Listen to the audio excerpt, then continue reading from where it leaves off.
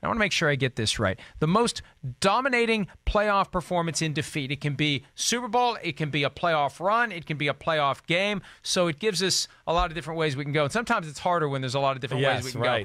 Chris, you get to call. I know what the first pick is going to be. We've kind of given it away. So the first pick is for who gets Larry Fitzgerald. Chris, go ahead. It is rigged. Go ahead. Take tails, please.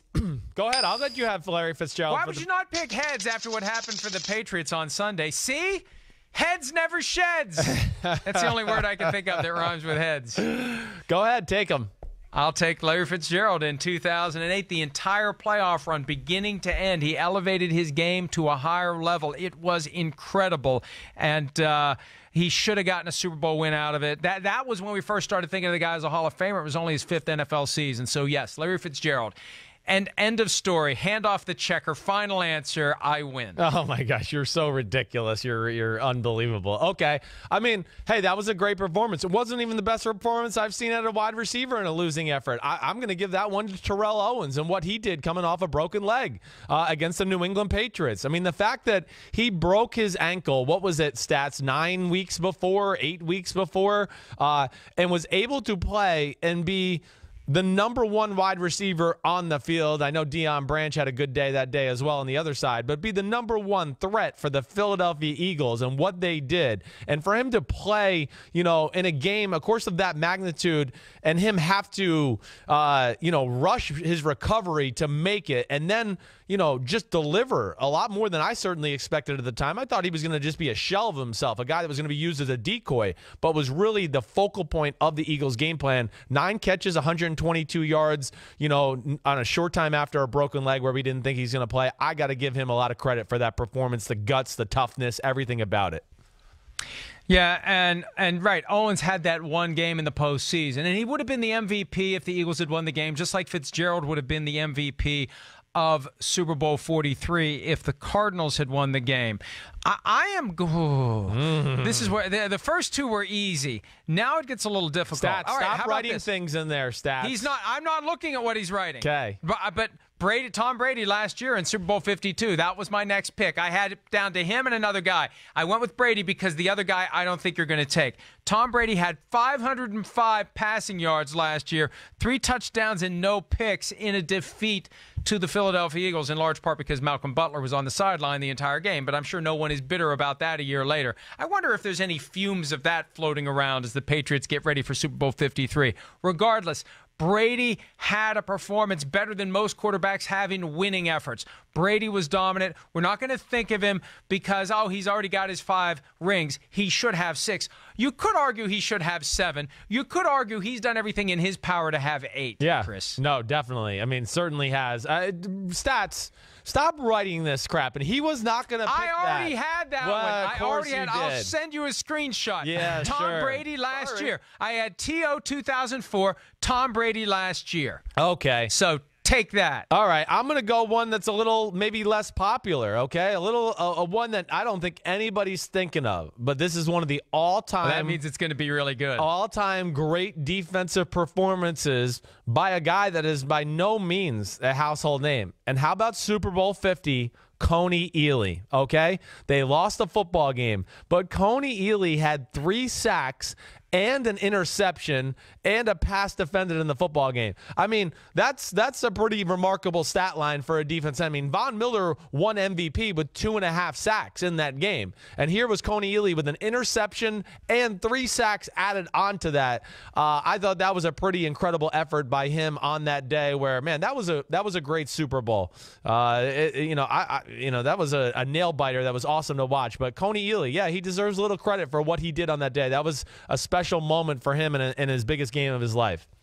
And I remember thinking that if Coney Ealy had been a free agent going into that offseason, how much money he would have made, but he still was under contract for 1 more year. Right. He eventually, didn't he get traded to the Patriots and then the Patriots cut him? Yeah. Didn't something weird like that happen? There was something like that. I feel like there was a team somewhere in between, but I didn't look up all that. The Jets, he played for the Jets. Right. He's played for the Raiders, but it felt like this guy was on the brink of becoming a star. But just like other Super Bowl heroes who won the game and won the MVP and went on to do nothing. Dexter Jackson, remember him with your Tampa Bay Buccaneers, although that was the year before you got there. Right.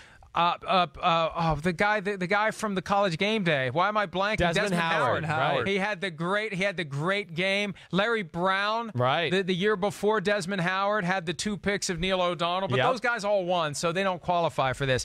All right, I'm going to go with a guy who had multiple great not Super Bowl performances, but playoff performances in his career. Never won a Super Bowl, but Steve Smith, 2003. Steve Smith, 2003. 2003, the year that the Panthers made it to the Super Bowl and lost to the Patriots. I'm doing 2 things at once here. Lost to the Patriots in 2002. Steve Smith was great in that playoff run. And this is more than just the Super Bowl, because the Super Bowl numbers weren't great, although he did have an impressive touchdown in the Super Bowl. In the postseason run, if I can get these numbers to come up for 2003. If you've only prepared at some 2003, point for I was prepared, but I looked up Coney Ely in the window that I had my Steve Smith information in like an idiot. Stay focused. 135 yards against the Cowboys, 163 yards against the Rams in that double overtime victory where he was shot out of a cannon on the green cement at the Edward Jones Dome. He only had 15 yards in the championship game against the Eagles, but then he had 4 catches for 80 yards and a 39-yard touchdown in what was a very close. Wasn't it scoreless until late in the first half of that Super Bowl between the Panthers and the Patriots? But Steve Smith was impressive, and equally impressive 3 years later. Can I pull them both together, Stats? Can I do a career? You've already Smith, filler-busted this whole segment here with like, he was good in Week 15 leading up to the playoff. I mean, holy crap. Are you done if yet? If I were to display one of these fingers to you right now, which one do you think it would be? Can I show you which one? I'll show you. No. Watch. Careful. Go ahead. Okay. All right. I don't know. I think I just won the draft with that long talk of Steve Smith and 44 catches for 80 yards in the Super Bowl. Come on, let's go. I'm going with Thurman Thomas, okay? Super Bowl 25. Thurman Thomas, I was there to witness it. We've talked about it a few times this week, right? How Belichick came up with this great game plan to stop the K-gun and Jim Kelly and their throwing and passing attack. That was so phenomenal. They had come off a 51-3 victory against the Los Angeles Raiders at the time in the AFC Championship game. Well, the Giants were like, we're not going to throw the ball over the field on us. And Thurman Thomas had 15 rushes for 135 yards, another 5 receptions for 55 yards, and a few touchdowns to go along with it. He was phenomenal on that day. He was the best player on the Bills team. The Giants had no answer for him, and that was the first time I know in my lifetime where I watched a Super Bowl, and at the end of the game, I was going, man, who's going to win the MVP?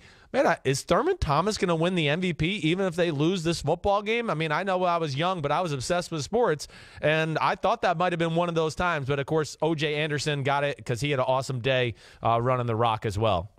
Yeah, I have a harder time getting on board with that one because the game plan was to let Thurman Thomas do those things, right? That was the Bill Belichick pitch to the Giants' defensive players who wanted to kill him when he said, hey, if Thurman Thomas has 100 yards rushing, we're going to win this game. So that fit the whole Belichick effort to take the steam out of the K-gun offense and slow down the Buffalo Bills. So I don't feel that that's the same kind of heroic performance that Terrell Owens had, because I have a feeling that the Patriots in that Super Bowl against the Eagles were indeed trying to take Terrell Owens out of the game. Stop they just lawyering this subject. 4 receptions for 80 yards was worse than Thurman Thomas's performance, okay? It was the whole Super Bowl. The whole shebang. What did he have in the championship run. game? What did you say he had in the championship game? I know, but but Steve Smith reached a new level in 2005. I want to pull 2005 into you it. Can't. Sorry.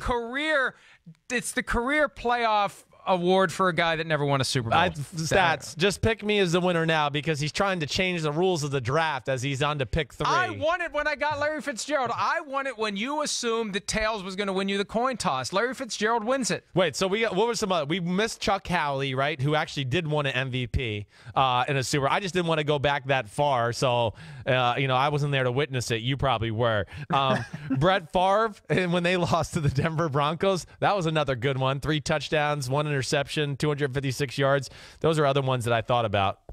You know, you better be careful, Simms. I'm going to let you beat the crap out of me in Atlanta next week. Okay, I will. You and Derek Carr. I don't want to hurt my hand beating octagon. the crap out of you. I better be careful. Oh, trust me, I'm soft. It won't hurt. All right, let's you're the recap. man. I've got Larry Fitzgerald, Tom Brady in Super Bowl 52, Steve Smith in 2003. You've got Terrell Owens, 2004, Coney Ely, Super Bowl 50, and Thurman Thomas, Super Bowl 25, even though Bill Belichick intentionally let him rush would for you 100 yards. shut up? Not making the list. You mentioned Chuck Howley. He's from my hometown. I probably should have taken Chuck Howley.